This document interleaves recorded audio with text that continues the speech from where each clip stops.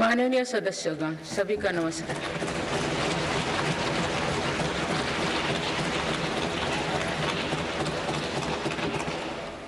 इस नए सदन भवन में ये मेरा पहला संबोधन है। आज की अमृतकाल की शुरुआत में ये भव्य भवन बना है। यहाँ एक भारत श्रेष्ठ भारत की महक भी है। भारत की सभ्यता और संस्कृति की चेतना भी है। इसमें हमारी लोकतांत्रिक और संसदीय परंपराओं के सम्मान का प्रण भी है। साथ ही 21वीं सदी के नए भारत के लिए नई परंपराओं के निर्माण का संकल्प भी है। मुझे पूरा विश्वास है कि इस नए भवन में नीतियों पर सार्थक संवाद होगा। ऐसी नीतियां जो आजादी के अमृत काल में विकसित भारत का निर्माण करेगी। मैं आप सभी को अपनी शुभकामनाएं देती हूं।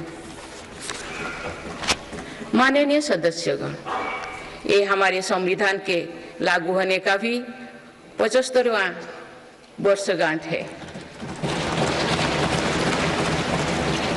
इसी कालखंड में आजादी के 75 वर्षों का उत्सव अमृत महोत्सव भी संपन्न हुआ है। इस दौरान देश भर में अनेक कार्यक्रम हुए। देश ने अपने गुमनाम स्वतंत्रता सेनानियों को याद किया। 75 साल बाद युवा पीढ़ी ने फिर स्वतंत्रता संग्राम के उस कालखंड को जिया। इस उत्सव के दौरान मेरी माटी मेरा देश अभियान के तहत देश भर के हर गांव की मिट्टी के साथ अमृत कलश दिल्ली लाया गया। 2 लाख से ज्यादा शिला फलकों स्थापित किए गए। 3 करोड़ से ज्यादा लोगों ने 5 प्राणों की शपथ ली। 70,000 से ज्यादा अमृत सरोवर बने। 2 लाख से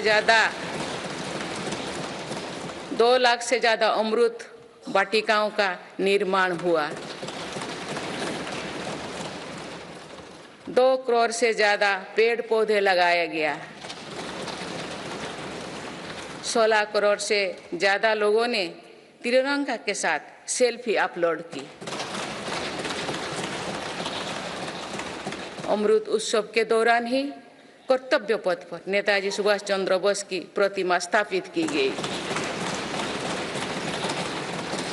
राजधानी दिल्ली में देश के अब तक के सभी प्रधानमंत्रियों की समर्पित म्यूजियम खोला गया। शांति निकेतन और होयबला मंदिर वर्ल्ड हेरिटेज लिस्ट में शामिल हुई। साहिबजादों की याद में वीरवाल दिवस घोषित हुआ। भगवान बिरसा मुंडा के जन्म दिवस को जनजातीय गौरव दिवस घोषित किया गया।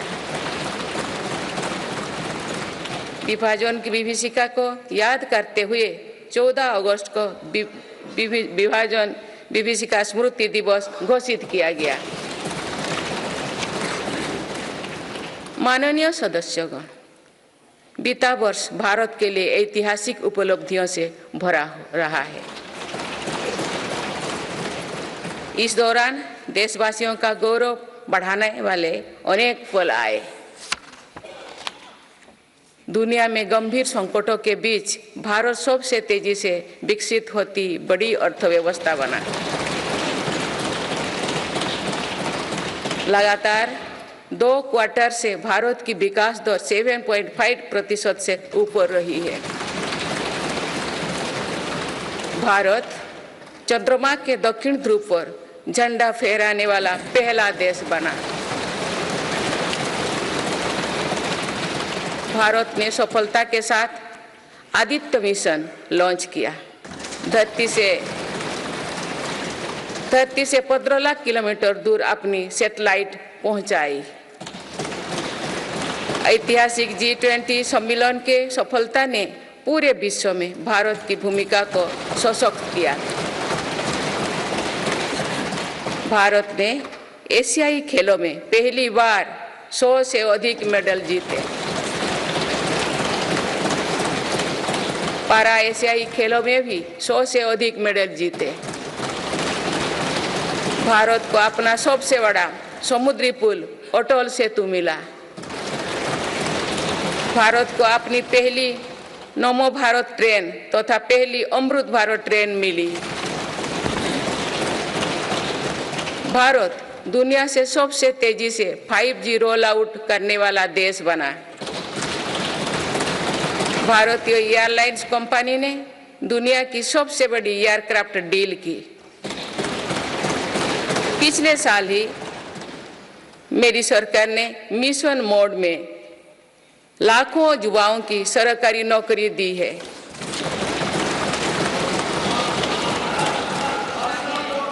माननीय सदस्यगण, बीते 12 महीने में मेरी सरकार अनेक महत्वपूर्ण विधेयक लेकर भी आए। ये विधेयक आप सभी संसद सदस्यों के सहयोग से आज कानून बन चुके हैं। ये ऐसे कानून हैं जो विकसित भारत के संकल्पों की सिद्धि का मजबूत आधार है। तीन दशक बाद नारी शक्ति बंधन अधिनियम पारित करने के लिए मैं आपकी सराहना करती हूँ।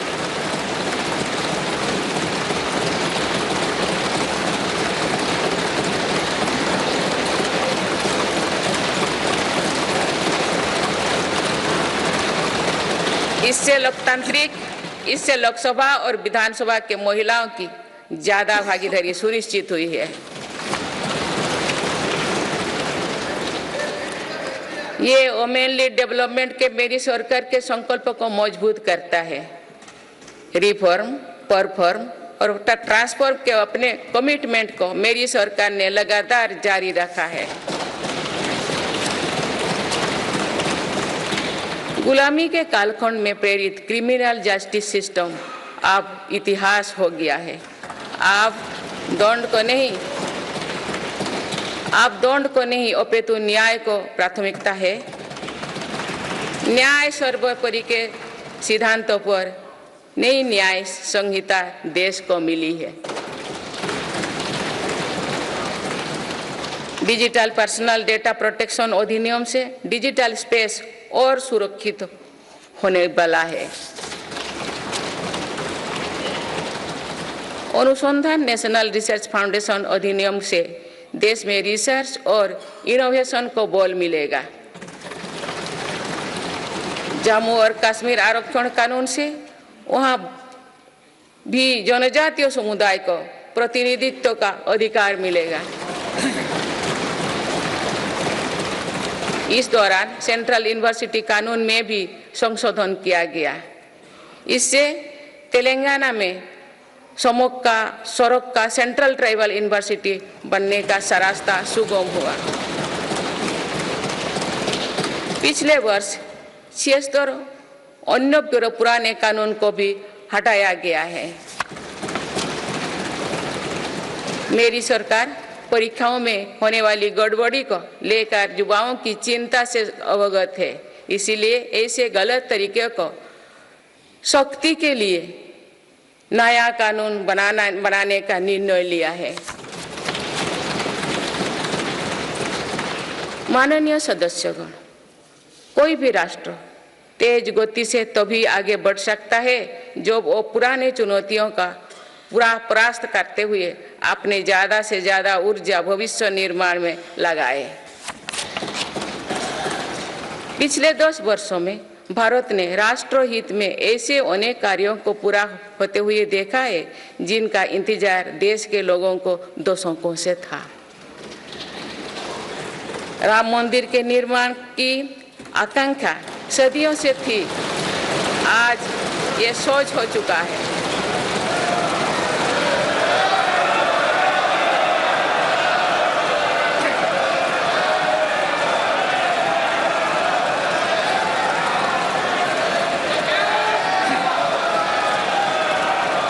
जम्मू कश्मीर जम्मू कश्मीर से आर्टिकल 370 हटाने को लेकर शंकाएं थी, आज वो इतिहास हो चुकी है। इसी संसद ने 3 तलाक के विरुद्ध कड़ा कानून बनाया है। इसी संसद ने हमारे पड़ोसी देशों से आए पीड़ित अल्पसंख्यकों को नागरिक देने वाला कानून बनाया। मेरी सरकार ने वन रैंक वन पेंशन की भी लागू किया, जिसका इंतजार 4 दशकों से था। ओआरओपी लागू होने के बाद अब तो पूर्व सैनिकों को लगभग 1 लाख करोड़ रुपए मिल चुकी है। भारतीय सेना में पहली बार चीफ ऑफ डिफेंस स्टाफ की नियुक्ति भी हुई है। माननीय सदस्यगण, उत्कलमणि पंडित गोपबंधु दास की अमर पंक्तियां असीम राष्ट्र प्रेम की भावना का सदा संचार करती है। उन्होंने कहा था, मिशु मोर देह ए देश माटी रे, देशवासी चली जानतु पिठी रे, देशर स्वराज्य पथे जेते गाड़, पुरु तोही गड़ी मोर मांस हाड़। अर्थात मेरा शरीर इस देह की माटी के साथ मिल जाए, देशवासी मेरी पीठ पर से चलते चल जाए, देश के स्वराज पथ में जितनी भी खाइयां है वे मेरी हाड़ मांग से फट जाए।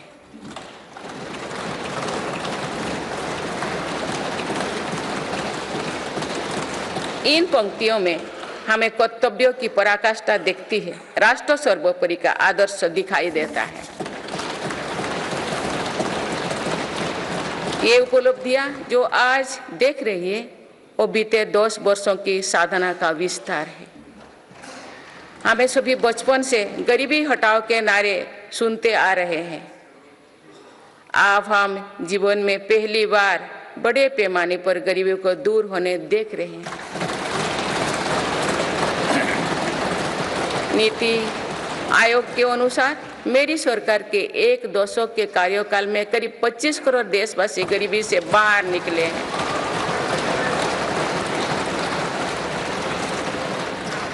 यह प्रत्येक गरीब में नया विश्वास जगाने वाली बात है। जो 25 करोड़ लोगों की गरीबी दूर हो सकती है तो उसकी भी गरीबी दूर हो सकती है। आज अर्थव्यवस्था के विभिन्न आयामों को देखें तो ये विश्वास बढ़ता है कि भारत सही दिशा में तथा सही निर्णय लेते हुए आगे बढ़ रही है। बीते 10 वर्षों में हमने भारत को फ्रेजाइल 5 से निकलकर टॉप 5 इकोनॉमीज में शामिल होते देखा है।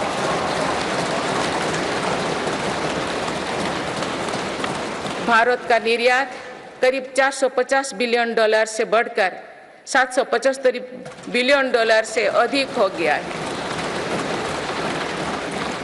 पहले की तुलना में एफडीआई द्विगुना हुआ है। खादी और ग्रामोद्योग के उत्पादों की बिक्री में 4 गुना से अधिक की वृद्धि हुई है। आईटीआर फाइल करने वाले की संख्या करीब 3.25 करोड़ से बढ़कर लगभग 8.25 करोड़ हो चुकी है और बढ़ोतरी 2 गुना से भी कहीं अधिक है। 1 दशक पहले देश में केवल कुछ 100 स्टार्टअप थे जो आज बढ़कर 1 लाख से अधिक हो गया। साल में 94,000 कंपनियां रजिस्टर हुई थी। पिछले वर्ष ये संख्या 1,60,000 तक पहुंच चुके हैं। दिसंबर 2017 में 98 लाख से लोग जीएसटी देते थे, आज इनकी संख्या 1,40,00,000 है। 2014 से पहले के 10 वर्षों में लगभग 13 करोड़ वाहन बिके थे। पिछले 10 वर्षों में देशवासियों ने 21 करोड़ से अधिक वाहन खरीदे हैं। 2014-15 में लगभग 2000 इलेक्ट्रिक वाहन बिके थे, जबकि 2023-24 में दिसंबर माह तक ही लगभग 15 लाख इलेक्ट्रिक वाहन बिक चुके हैं। माननीय सदस्यगण, बीते दशक में मेरी सरकार ने सुशासन और पारदर्शिता को हर व्यवस्था का मुख्य आधार बनाया है। इसी का परिणाम है कि हम बड़े आर्थिक सुधारों के साक्षी बने हैं। इस दौरान देश को इंसॉल्वेंसी एंड बैंकरप्सी कोड मिला है। देश को जीएसटी के रूप में एक देश एक टैक्स कानून मिला है। मेरी सरकार ने माइक्रो इकोनॉमिक स्टेबिलिटी में भी सुनिश्चित की है। 10 वर्षों में कैपेक्स 5 गुना बढ़कर 10 लाख करोड़ हो गया है। साथ ही फिजिकल डेफिसिट भी नियंत्रण भी में है। आज हमारे फॉरेक्स रिजर्व्स 600 अरब डॉलर से ज़्यादा है। हमारे बैंकिंग सिस्टम जो पहले बुरी तरह से चरमराया था, वो आज दुनिया के सबसे मजबूत बैंकिंग सिस्टम में से एक बना है। बैंक का एनपीए जो कभी डबल डिजिट में होता था, वो आज लगभग 4% ही है। मेक इन इंडिया और आत्मनिर्भर भारत अभियान हमारी ताकत बन चुकी है। भारत आज दुनिया का दूसरा सबसे बड़ा मोबाइल फोन निर्माता है। पिछले एक दशक के दौरान मोबाइल फोन मैन्युफैक्चरिंग में 5 गुना बढ़ोतरी हुई है। कुछ साल पहले भारत खिलौना आयात करता था, आज मेड इन इंडिया खिलौने निर्यात कर रहा है। भारत का डिफेंस प्रोडक्शन 1 लाख करोड़ रुपये के पार पहुंच चुका है। आज हर भारतीय देश में बने एयरक्राफ्ट कैरियर आईएनएस विक्रांत को देखकर गर्व से भरा हुआ है। लड़ाकू विमान तेजस अब हमारी वायुसेना की ताकत बन रहे हैं। C295 ट्रांसपोर्ट एयरक्राफ्ट का निर्माण भारत में होने जा रहा है। आधुनिक एयरक्राफ्ट इंजन भी भारत में बनाया जाएगा। उत्तर प्रदेश और तमिलनाडु में डिफेंस कॉरिडोर का विकास हो रहा है। मेरी सरकार ने डिफेंस सेक्टर में निजी क्षेत्रों की भागीदारी सुनिश्चित की है। स्पेस सेक्टर को भी हमारी सरकार ने युवा स्टार्टअप्स के लिए खोल दिया है। माननीय सदस्यगण, मेरी सरकार वेल्थ क्रिएटर का सम्मान करती है तथा भारत के प्राइवेट सेक्टर के सामर्थ्य पर विश्वास करती है। भारत में बिजनेस करना आसान हो, इसके लिए उपयुक्त माहौल रहे, इस पर भी मेरी सरकार लगातार काम कर रही है। ईज ऑफ डूइंग बिजनेस में लगातार सुधार हो रहा है। बीते कुछ वर्षों में 40,000 से ज़्यादा कंप्लायंस को हटाया जा या सरल किया गया है। कंपनीज एक्ट तथा लिमिटेड लायबिलिटी पार्टनरशिप एक्ट में 63 प्रावधानों को अपराध की सूची में बाहर किया गया है। जन विश्वास अधिनियम द्वारा 183 प्रावधानों को अपराध की श्रेणी से बाहर किया गया है। अदालत के बाहर विवादों को सौहार्दपूर्ण समाधान हेतु मध्यस्थता पर कानून बनाया गया है। वन और पर्यावरण विभाग से क्लियरेंस मिलने में जहां 600 दिन लगते थे, वहां आज 75 दिन से भी कम समय लगता है। फेसलेस असेसमेंट योजना से टैक्स व्यवस्था में और पारदर्शिता आई है। माननीय सदस्यगण, हमारे एमएसएमई सेक्टर को भी रिफॉर्म्स का बहुत अधिक लाभ हो रहा है। आप अवगत है कि हमारे एमएसएमईज में आज करोड़ों देशवासी काम कर रहे हैं। एमएसएमईज और लघु उद्यमियों को सशक्त करने के लिए मेरी सरकार पूरी प्रतिबद्धता से काम कर रही है। एमएसएमई की परिभाषा का विस्तार किया गया है। नई परिभाषा में निवेश और टर्नओवर को समाहित किया गया है। आज उद्यम और उद्यम आशिष्ट पोर्टल पर लगभग 3.5 करोड़ एमएसएमई रजिस्टर्ड है। बीते वर्षों में एमएसएमई के लिए क्रेडिट गारंटी स्कीम के तहत करीब 5 लाख करोड़ की गारंटी स्वीकृति किए गए। ये 2014 से पहले के दशक से 6 गुना अधिक है। माननीय सदस्यगण, मेरी सरकार का एक और बड़ा रिफॉर्म डिजिटल इंडिया का निर्माण है। डिजिटल इंडिया ने भारत में जीवन और बिजनेस दोनों को बहुत आसान बना दिया है। आज पूरी दुनिया मानती है कि ये भारत की बहुत बड़ी उपलब्धि है। विकसित देशों में भी भारत ऐसा डिजिटल सिस्टम नहीं है। गांव में भी सामान्य खरीद बिक्री डिजिटल तरीके से होगी, ये कुछ लोगों की कल्पना से भी परे था। आज दुनिया के कुल रियल टाइम डिजिटल लेन देन का 46% भारत में होता है।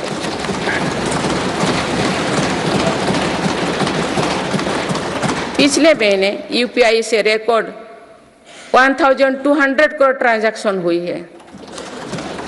इसके तहत 18 लाख करोड़ रुपया का रिकॉर्ड लेन देन हुआ है। दुनिया के दूसरे देश भी आज यूपीआई से ट्रांजैक्शन की सुविधा दे रही है। डिजिटल इंडिया के कारण बैंकिंग आसान हुई है और लेन देन भी सरल हुआ है। जनधन आधार मोबाइल की त्रिशक्ति से भ्रष्टाचार पर लगाम लगने में मदद मिली है। मेरी सरकार अब तक 34 लाख करोड़ रुपया डीबीटी से ट्रांसफर कर चुके हैं।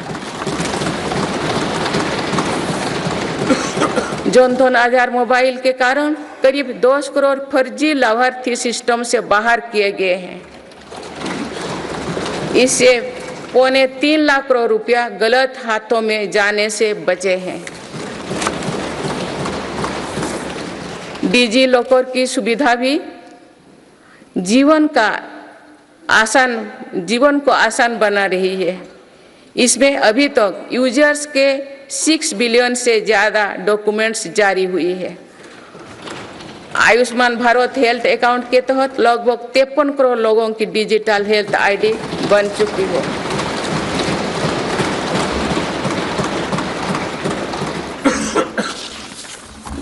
माननीय सदस्यगण, डिजिटल के साथ साथ फिजिकल इंफ्रास्ट्रक्चर पर भी रिकॉर्ड निवेश हुई है।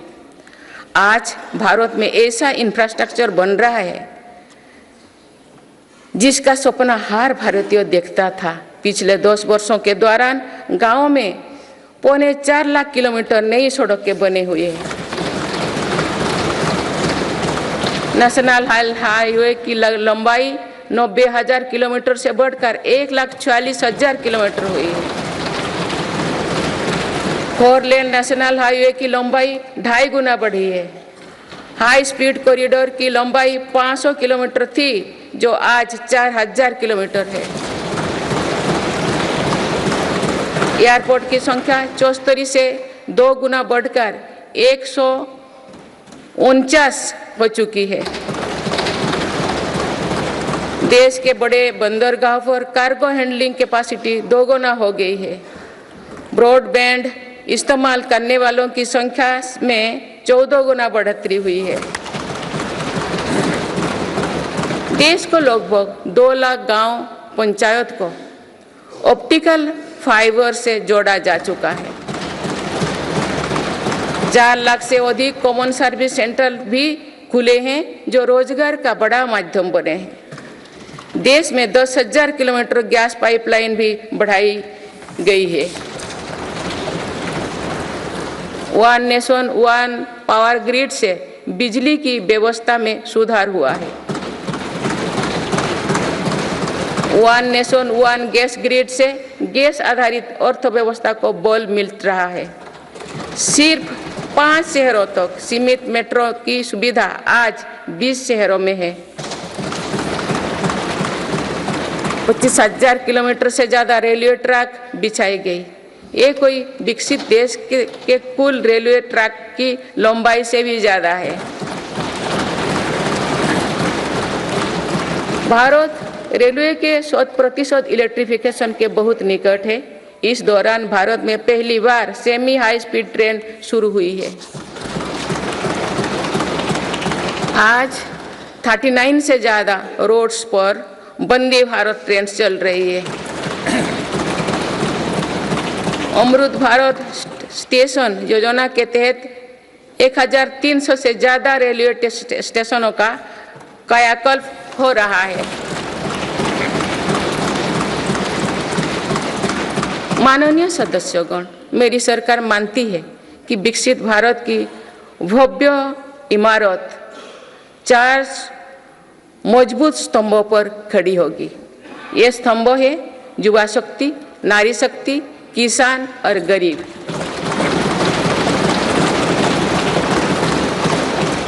देश के हर हिस्से, हर समाज में इन सभी की स्थिति और सपने एक जैसे ही हैं। इसीलिए इन 4 स्तंभों को सशक्त करने के लिए मेरी सरकार निरंतर काम कर रही है। मेरी सरकार ने टैक्स का बहुत बड़ा हिस्सा इन स्तंभों को मजबूत बनाने पर खर्च किया है। 4 करोड़ 10 लाख गरीब परिवार को अपना पक्का घर मिला। इस पर लगभग 6 लाख करोड़ रुपया खर्च किए गए। लगभग 11 करोड़ ग्रामीण परिवारों तक पहली बार पाइप से पानी पहुंचा है। इस पर 4 लाख करोड़ रुपया खर्च किया जा रहे हैं। हाल ही में 10 करोड़ उज्ज्वला के गैस कनेक्शन पूरी हुई है। आज इन लाभार्थी बहनों को बहुत सस्ती गैस भी दी जा रही है। इस पर भी सरकार द्वारा 2.5 लाख करोड़ रुपया खर्च किए गए हैं। कोरोना काल से ही 80 करोड़ देशवासियों को मुफ्त राशन दिया जा रहा है।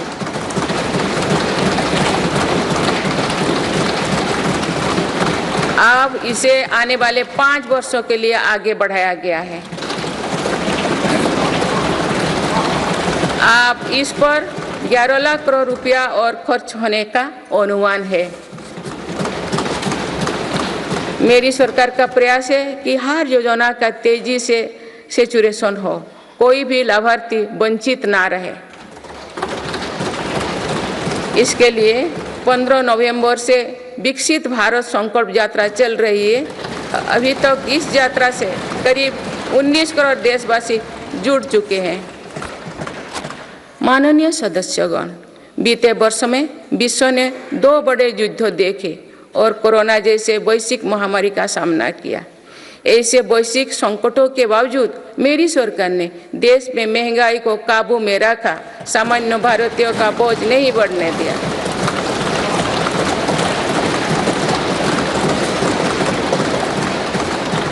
- 2014 से पहले के 10 वर्षों में औसत महंगाई दर 8% से अधिक थी। पिछले दशकों में औसत महंगाई दर 5% रही।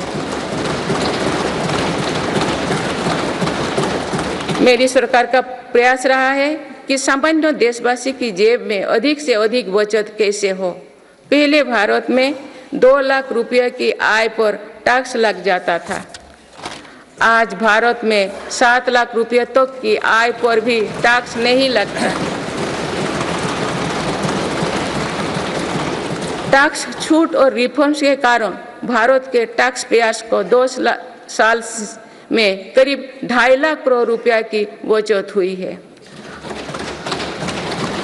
आयुष्मान योजना के अलावा भी केंद्र सरकार विभिन्न हॉस्पिटल्स में मुफ्त इलाज की सुविधा देती है।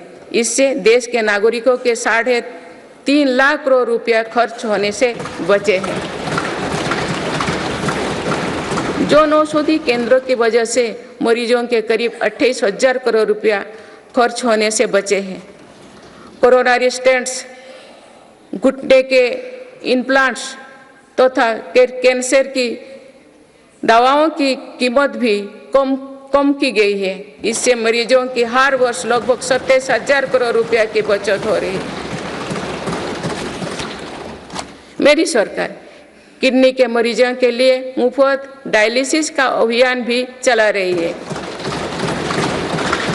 इसका लाभ प्रतिवर्ष 21 लाख से ज़्यादा मरीज उठा रहे हैं। इसके प्रतिवर्ष इन 1 लाख रुपया खर्च होने से बचे हैं। गरीबों को सस्ता राशन मिलता रहे, इसके लिए मेरी सरकार ने पिछले दशक में करीब 20 लाख करोड़ रुपया खर्च किए हैं। भारतीय रेल में यात्रा के लिए रेलवे प्रत्येक टिकट पर करीब 50% डिस्काउंट देते हैं। इससे गरीब और मध्यम वर्ग के यात्रियों को हर वर्ष 60,000 करोड़ रुपया की बचत होती है। गरीब और मध्यम वर्ग को कम कीमत पर हवाई टिकट मिल रहे हैं। उड़ान योजना के अंतर्गत गरीब और मध्यम वर्गों को हवाई टिकटों पर 3,000 करोड़ रुपया से ज़्यादा की बचत हुई है। LED बल्ब की योजना के कारण बिजली के बिलों में 20,000 करोड़ रुपया में अधिक बचत हुई है। जीवन ज्योति बीमा योजना और सुरक्षा बीमा योजना के तहत गरीबों को 16,000 करोड़ रुपया से ज़्यादा की क्लेम राशि मिली है।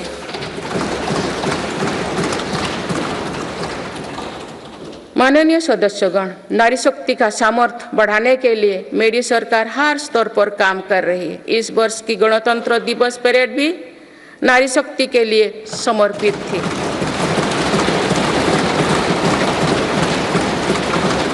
इस परेड में दुनिया ने हमारी बेटियों के सामर्थ्य की झलक देखी। मेरी सरकार ने जल, स्थल, नभ और अंतरिक्ष हर तरफ बेटियों की भूमिका का विस्तार किया है।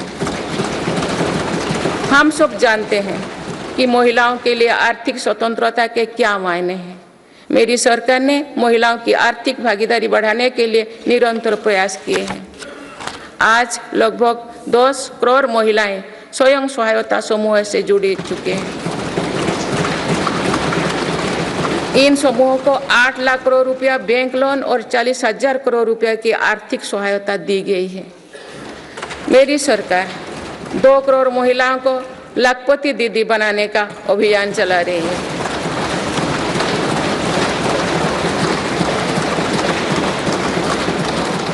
नमो ड्रोन दीदी योजना के तहत समूहों को 15,000 ड्रोन उपलब्ध कराए जा रहे हैं। मातृत्व अवकाश 12 सप्ताह से बढ़ाकर 26 सप्ताह करने से देश की लाखों महिलाओं को बहुत मदद मिली है। मेरी सरकार ने महिलाओं की पहली बार सशस्त्र बलों में परमानेंट कमीशन दिया गया है। पहली बार सैनिक स्कूलों और राष्ट्रीय रक्षा अकादमी में महिला कैडेट्स के प्रवेश दिया गया है। माध्यम है, साथ ही ये स्पेस इकोनॉमी में भारत की हिस्सेदारी बढ़ाने का भी प्रयास है। भारत के स्पेस प्रोग्राम के विस्तार के लिए महत्वपूर्ण फैसला लिए गए हैं। इसके कारण अनेक नए स्पेस स्टार्टअप्स बने हैं। अब वो दिन दूर नहीं है जो भारत का गगनयान स्पेस में जाएगा।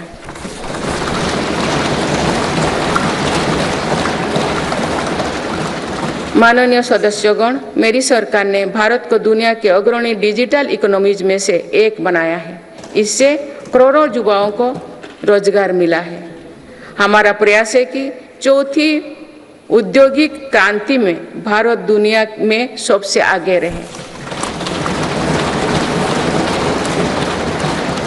मेरी सरकार आर्टिफिशियल इंटेलिजेंस मिशन पर काम कर रही है। ये भारत के युवाओं को नए अवसर देगा। ये नए स्टार्टअप्स के लिए संभावनाएं खोलेगा। इससे कृषि, स्वास्थ्य और शिक्षा के क्षेत्र में क्रांतिकारी बदलाव आएगी। मेरी सरकार ने नेशनल क्वांटम मिशन भी स्वीकृत किया है। क्वांटम कंप्यूटिंग नए दौर की डिजिटल व्यवस्था बनाएगा।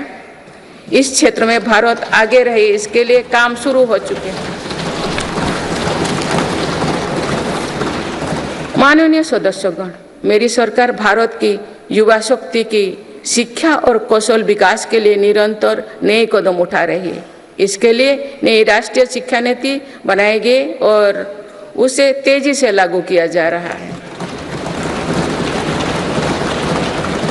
राष्ट्रीय शिक्षा नीति में मातृभाषा और भारतीय भाषाओं में शिक्षा पर बल दिया गया है। इंजीनियरिंग, मेडिकल, कानून जैसे विषयों की पढ़ाई भारतीय भाषा में प्रारंभ कर दी गई है।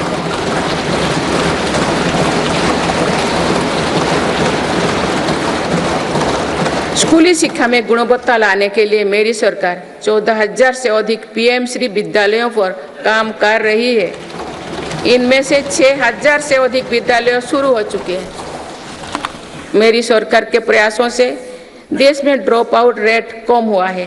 उच्च शिक्षा में छात्राओं के दाखिले ज़्यादा हो रही है।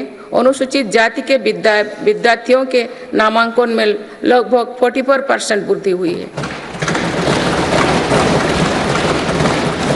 नामांकन में अनुसूचित जनजाति के विद्यार्थियों की 65% और ओबीसी के विद्यार्थियों को 44% अधिक वृद्धि हुई है।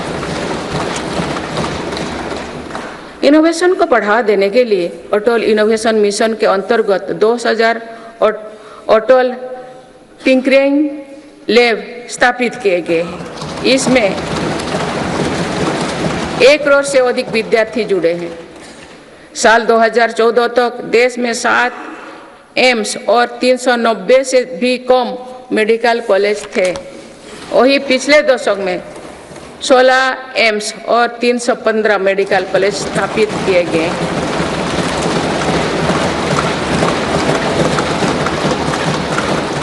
157 नर्सिंग कॉलेज स्थापित किए जा रहे हैं। पिछले दशक में एमबीबीएस की सीटों में 2 गुना से भी अधिक की वृद्धि हुई है।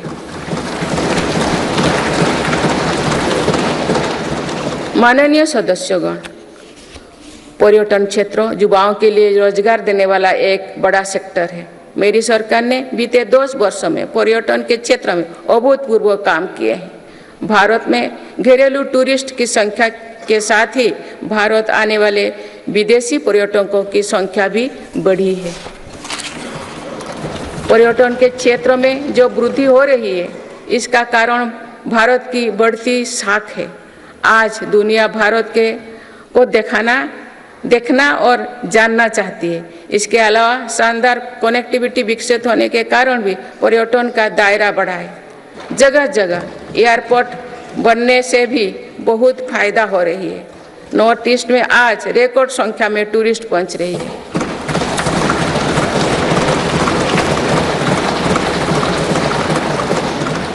अंडमान निकोबार और लक्षद्वीप को लेकर उत्साह चरम पर है। मेरी सरकार ने देश भर में तीर्थ और ऐतिहासिक स्थलों के विकास पर बल दिया है।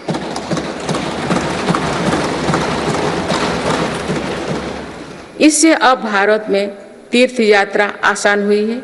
वही दुनिया भी भारत में हेरिटेज टूरिज्म को लेकर आकर्षित हो रही है। बीते 1 वर्ष में 8.5 करोड़ लोग काशी गए हैं।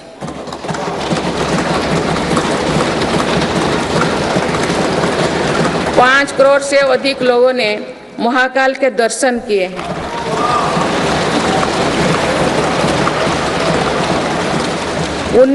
उन्नीस लाख से अधिक लोगों ने केदार धाम की यात्रा की है।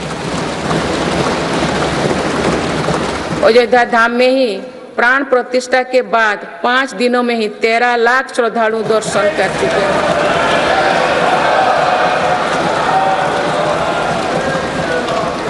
पूर्व, पश्चिम, उत्तर, दक्षिण भारत के हर हिस्से में तीर्थ स्थलों पर सुविधाओं का अभूतपूर्व विस्तार हो रहा है। मेरी सरकार भारत को मीटिंग और प्रदर्शनी से जुड़े सेक्टर में भी अग्रणी बनाना चाहती है। इसके लिए भारत मंडपम और यशोभूमि जैसा इंफ्रास्ट्रक्चर बनाया जा रहा है।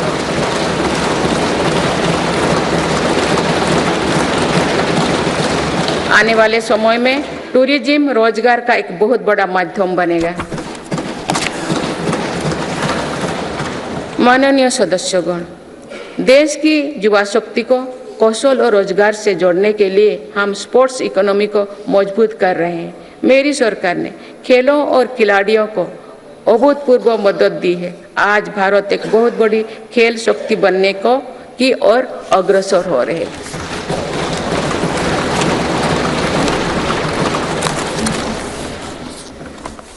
खिलाड़ियों के साथ ही आज हम स्पोर्ट्स से जुड़े दूसरे क्षेत्रों पर भी बल दे रहे हैं। आज नेशनल स्पोर्ट्स यूनिवर्सिटी बन चुकी है।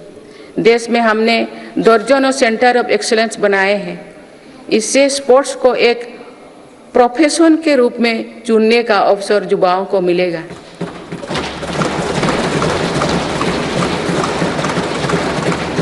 खेल उपकरण से जुड़ी इंडस्ट्री को भी हर प्रकार की मदद दी जा रही है। बीते 10 वर्षों में भारत ने अनेक खेलों से जुड़े इंटरनेशनल स्पोर्ट्स इवेंट्स का शानदार आयोजन किया। देश के युवाओं में कर्तव्यबोध और सेवा भाव का विस्तार करने के लिए मेरा युवा भारत संगठन बनाया गया है। अभी तक इस संगठन से लगभग 1 करोड़ युवा जुड़ चुके हैं। माननीय सदस्यगण, संक्रमण काल में एक मजबूत सरकार होने का क्या मतलब होता है, ये हमने देखा है। बीते 3 वर्षों से पूरी दुनिया में उथल-पुथल मची हुई है। दुनिया के अलग अलग हिस्सों में दरार पड़ गए हैं।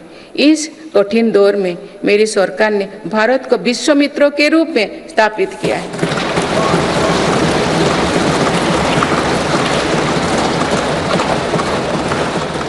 विश्व मित्र की भूमिका के कारण ही आज हम ग्लोबल साउथ की आवाज बन पाए हैं।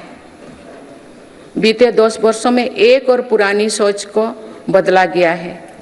पहले डिप्लोमेसी से जुड़े कार्यक्रम को दिल्ली के गलियारे तक ही सीमित रखा जाता था। मेरी सरकार ने इसमें भी जनता की सीधी भागीदारी सुनिश्चित की है। इसका एक बेहतरीन उदाहरण भारत द्वारा G20 अध्यक्षता के दौरान देखा गया है।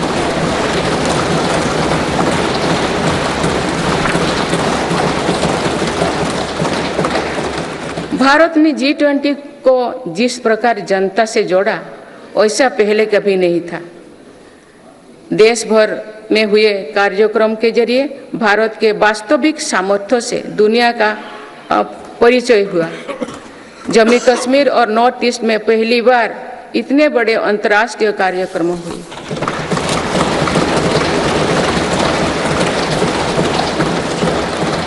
पूरी दुनिया ने भारत में हुए ऐतिहासिक G20 सम्मेलन की प्रशंसा की। ऐसे बंटे हुए माहौलों में भी एक मत से दिल्ली घोषणा पत्र जारी होना ऐतिहासिक है।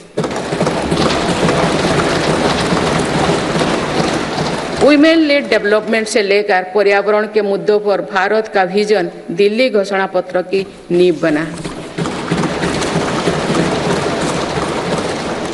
हमारे प्रयासों से G20 में अफ्रीकन यूनियन के स्थायी सदस्यता को भी सराहा गया है। इसी सम्मेलन के दौरान Bharat middle east Europe corridor के निर्माण की घोषणा हुई है। ये कॉरिडोर भारत के सामुद्रिक सामर्थ्य को और सशक्त करेगा। ग्लोबल बायोफ्यूल अलायंस का लॉन्च होना भी बहुत बड़ी घटना है। इस प्रकार के कदम वैश्विक समस्याओं के समाधान में भारत की भूमिका का विस्तार कर रहे हैं। माननीय सदस्यगण, मेरी सरकार ने वैश्विक विवादों और संघर्षों के इस दौरे में भी भारत के हितों को मजबूती से दुनिया के सामने रखा है। भारत की विदेश नीति का दायरा आज अतीत की विदेशों से कहीं आगे बढ़ चुका है। आज भारत अनेक वैश्विक संगठनों का सम्मानित सदस्य है। आज आतंकवाद के खिलाफ भारत दुनिया के एक प्रमुख आवाज है।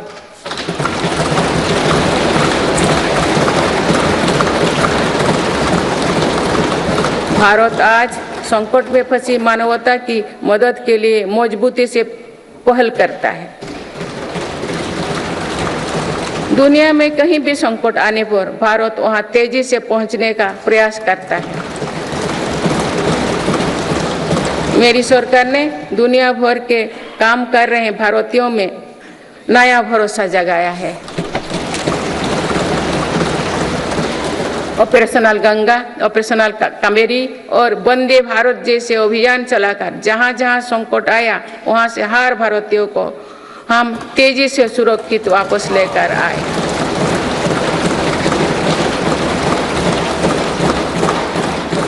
मेरी सरकार ने योग, प्राणायाम और आयुर्वेद की भारतीय परंपरा को पूरी दुनिया तक पहुंचाने के लिए निरंतर प्रयास किए। पिछले वर्ष संयुक्त राष्ट्र संघ के मुख्यालय में 135 देशों की प्रतिनिधित्व ने एक साथ योग किया।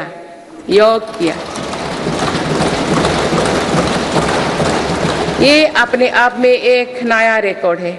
मेरी सरकार ने आयुष पद्धतियों के विकास के लिए एक नया मंत्रालय बनाया है। विश्व स्वास्थ्य संगठन का पहला global centre for traditional medicine भी भारत में बन रहा है। माननीय सदस्यगण, सभ्यताओं के कालखंड में ऐसे पड़ाव आते हैं जो सदियों का भविष्य तय करते हैं। भारत के इतिहास में भी ऐसे अनेक पड़ाव आए। इस वर्ष 22 जनवरी को भी देश ऐसे ही एक पड़ाव का साक्षी बना है।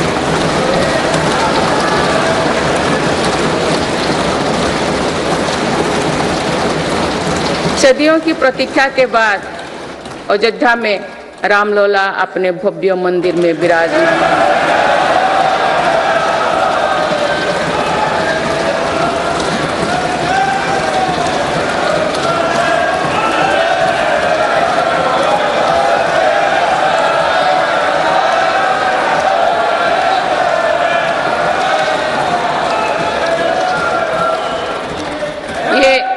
ये करोड़ों देशवासियों की इच्छा और आस्था का प्रश्न था, जिसका उत्तर देश ने पूरे सद्भाव के साथ खोजा है।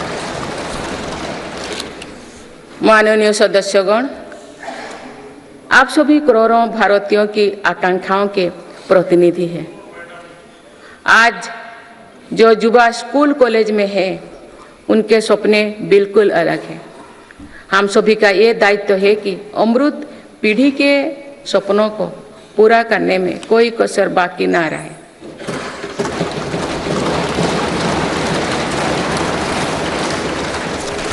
विकसित भारत हमारी अमृत पीढ़ी के सपनों को साकार करेगा। इसलिए हम सभी को एक साथ मिलकर संकल्पों की सिद्धि के लिए जुड़ना होगा।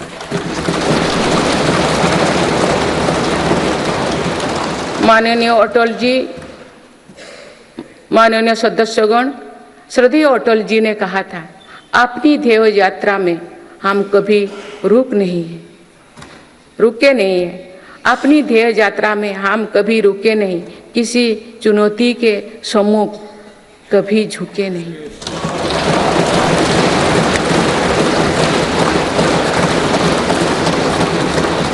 मेरी सरकार 140 करोड़ देशवासियों के सपनों को पूरा करने की गारंटी के साथ आगे बढ़ रही है। मुझे पूरा विश्वास है कि ये नया संसद भवन भारत की ध्येय यात्रा को निरंतर ऊर्जा देता रहेगा, नई और स्वस्थ परंपरा बनाएगा।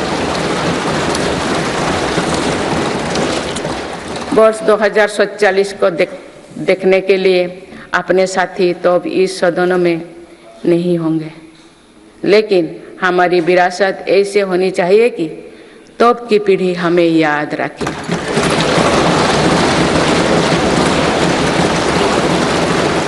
आप सभी को बहुत बहुत शुभकामनाएं। धन्यवाद। जय हिंद, जय Bharat.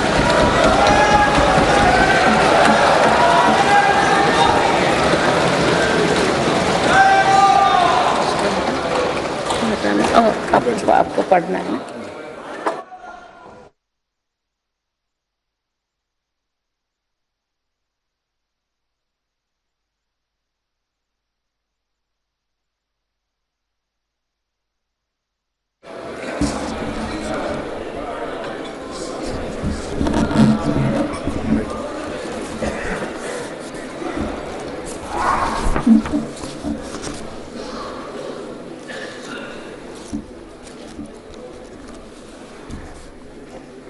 Honorable President, honorable members, I wish to read some parts from the English version of Honorable President's address, and the rest may be considered as read. This is my first address in new Parliament building.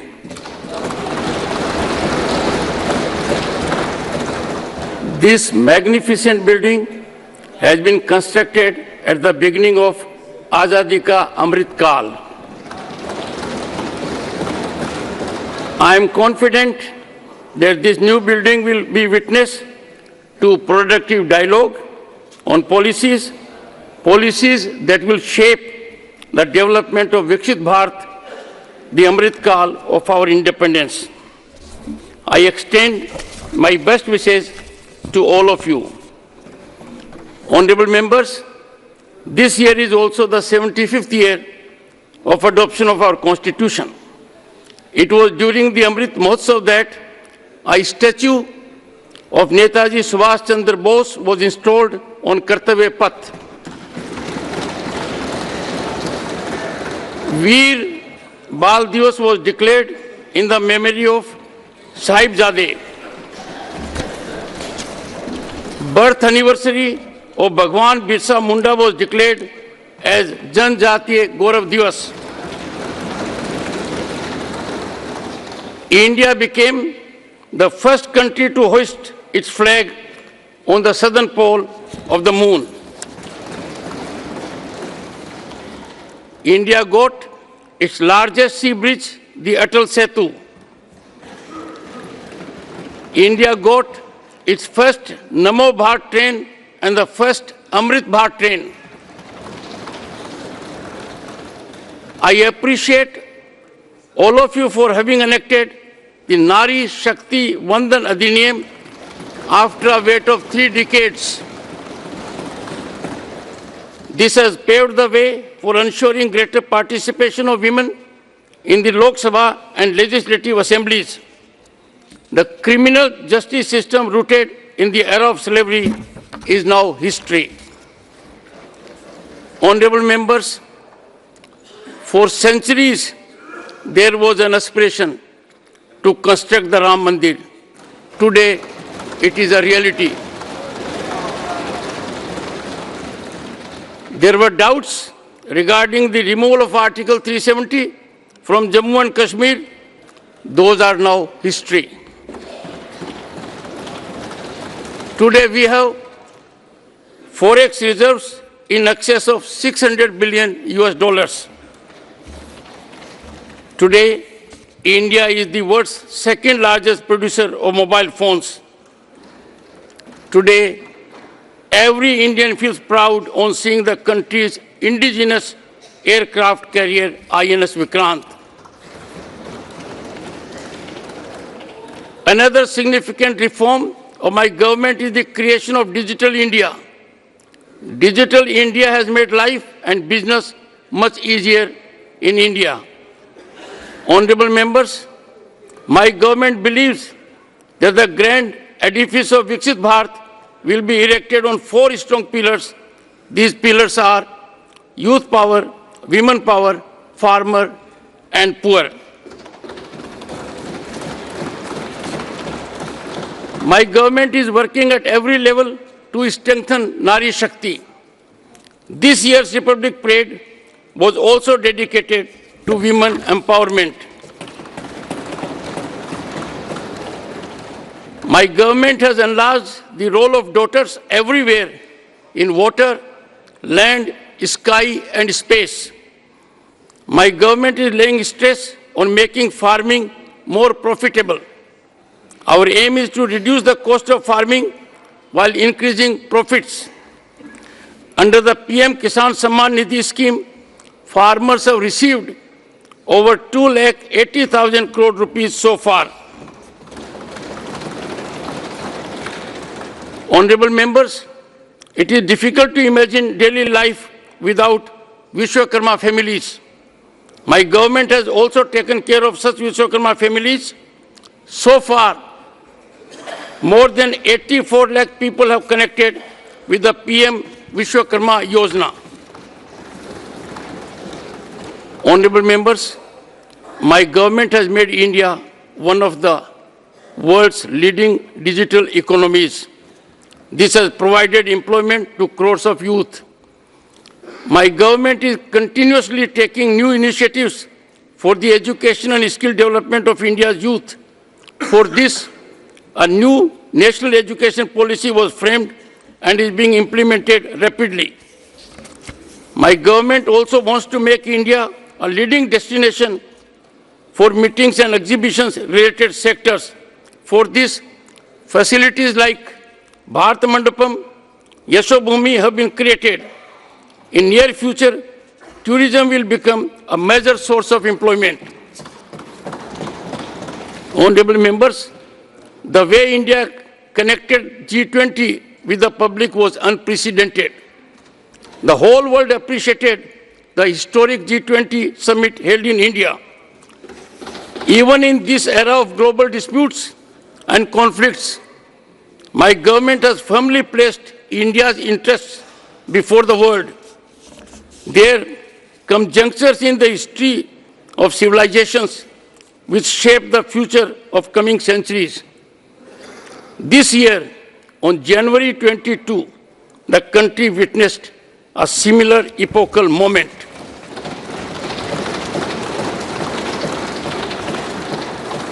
After waiting for centuries, Ram Lalla has now been enshrined in his grand temple in Ayodhya.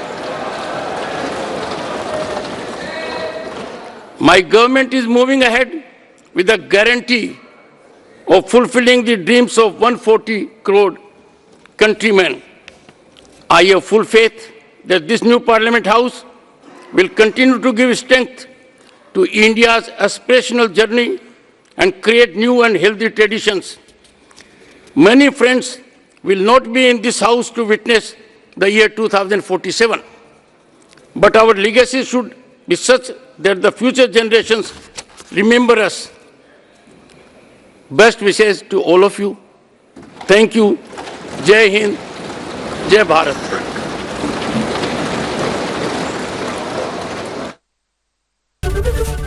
ABP माझा, उघडा डोळे बघा NEET.